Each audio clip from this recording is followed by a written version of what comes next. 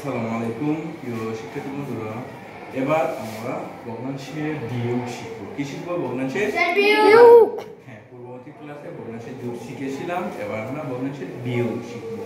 কিভাবে শিখব দেখো তো এখানে, ঠিক আছে? এখানে কত আছে বলো তো? এখানে কত? 2 কত? 2 কি? হয়। এটাও হয়। 1 লব, এটাও 1 লব, ঠিক আছে? তাহলে 2 ভাগের 1 বিয়োগ 6 ভাগের 1। এবার আমরা জানি হরগুলো কি নিতে হয়? লসাগু নিতে হয়। তাহলে হরগুলো লসাগু এখানে কত হবে বলতে পারবা?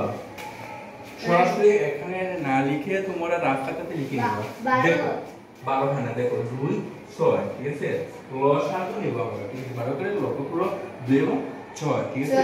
তাহলে এখানে ভাগ করবে আমরা কত দিয়ে? 2 দিতে গেলে 2 একে 2 3 বার, ঠিক আছে? 3 বার যাবে 3, ঠিক আছে? তাহলে কি হবে? এবার লসাগু যাবে না, সুতরাং 3 দুগুণে কত হবে? 6 হবে। হ্যাঁ, তাহলে এটা হবে কত? 6। লসাগু কত হবে? 6। তাহলে এখান দিয়ে লসাগু বসিয়ে দিলাম, ঠিক আছে? বুঝতে পারছো? লসাগু কত হবে? 6। এবার আমরা জানি কি করতে হবে, দেখো এই 6 দিয়ে এই 2 কে কি করতে হবে? ভাগ করতে হবে। হ্যাঁ, আমি লিখে দিচ্ছি ভাগ করতে হবে। তাহলে 6 দিয়ে 2 দিয়ে ভাগ করলে কত হয়? 3 হয়। 3 দুগুণে 6 হয়, 3 হয়। ওকে, এই 3 এর সাথে আবার এই 1 কি করতে হবে? গুণ করতে হবে। হ্যাঁ, 3 এর সাথে কি করতে হবে? গুণ করতে হবে। কত হয়? 3 একে 3। এখানে বসিয়ে দিলাম 3। এবার চিহ্ন কি আছে? বিয়োগ। এই বিয়োগ চিহ্নটা আমি দেখিয়ে দিলাম। এবার সেম পাবে, এভাবে 6 দিয়ে আমি 6 কে কি করব? ভাগ করব। তাহলে ভাগ করব। তাহলে এই 6 দিয়ে আমি এই 6 কে কি করব? ভাগ করব। ওকে, একবার যাবে স্যার। ভাগ করলে 6 একে 6। এই 1 যে পেলাম, এই 1 দিয়ে এই 1 কে কি করতে হবে? গুণ করতে হবে।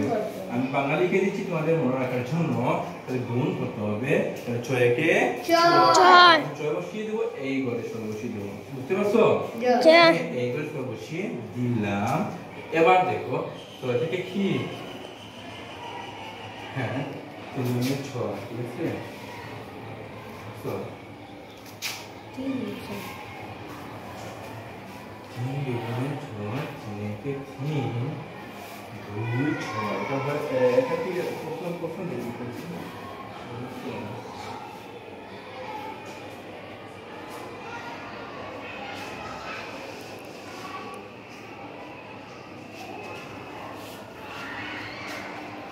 3 দুগুণে 6, লসাগু হবে 6, ঠিক আছে? সরি মিস্টেক হয়ে গেছে। আমি আসলে ফলো করেই না, তোমরা বলতেছো না আমাকে। দেখো এই 6 দিয়ে 2 কে বাদ দিয়ে কত হয়? 3 একে 3 দিলাম। এই বিয়োগ জায়গায় এই বিয়োগটা বসিয়ে দিলাম। এটাতে মিস্টেক হয়েছে, একটু ভালো করে লক্ষ্য করো না? আমারও মিস্টেক হয়েছে। দেখো এই 6 দিয়ে 6 কে বাদ দিলে কতবার যাবে? 1 বার। 6 একে 6, 1। এই 1 দিয়ে 1 কে গুণ দিলে কত হয়? 1 হয়। আমি এখানে 6 বসিয়ে দিয়েছি, ফলো করিনি, ঠিক আছে? বুঝতে পারছো? এখানে কত হবে? 1। আর 6 দিয়ে 6 কে বাদ দিলে একবারই যায়, ঠিক আছে? তাড়াহুড়ো করতে এর জন্য ভুল হয়ে যায়, ঠিক আছে? হ্যাঁ, এখানে কত হবে? 1 হবে, ঠিক আছে? 1 হবে। ওকে, এবার দেখো 3 থেকে এই 1 কে গুণলে কতটা থাকে?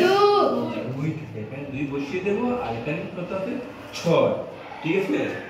বুঝতে পারছো তোমরা? এবার দেখো তো এই 2 আর এই 6 এর মধ্যে কি লঘিষ্ঠ আকারে প্রকাশ করা যাবে? আর ভালো করে লক্ষ্য করো, এটা অবশ্যই লঘিষ্ঠ আকারে প্রকাশ করা যাবে। কেন?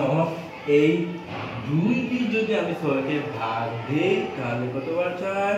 3 বার। হ্যাঁ, তাহলে উপরে হবে 1, নিচে হবে 3। কারণ 2 দিয়ে 6 কে ভাগ দিয়ে দিলে উপরে কিছু থাকে না, একটাকে মনে হবে, তাহলে 1।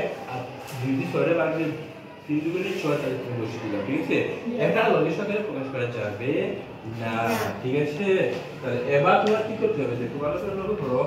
এই 3 আছে, এই 3টাকে এখানে বসিয়ে দেব। প্রথম করে 3, ঠিক আছে? তারপরে এইবারে কি বসাবো বলতো? 6। হ্যাঁ, ধন্যবাদ। 6 বসিয়ে দিলাম। এবার বিয়োগের জায়গায় এই বিয়োগ। এবার এইবারে কি বসাবো বলতো? 1 বসিয়ে দেব। এইবারে কি বসালাম? 6। বসিয়ে দিলাম। এবার সমান চিহ্ন, এবার এই ঘরে কি বসাবো? ধন্যবাদ। 2 বসিয়ে দেবো আর এই ঘরে কি বসাবো? 6 বসিয়ে দিলাম। ওকে, এবার এই ঘরে কি বসাবো? আর এই ঘরে 3। Thank you. দেখেছো, এটা এভাবে করে এই ঘরে ঘরে একটি একটি করে বসিয়ে দিবা। বুঝতে পারছো না? বুঝো নাই? বুঝেছি।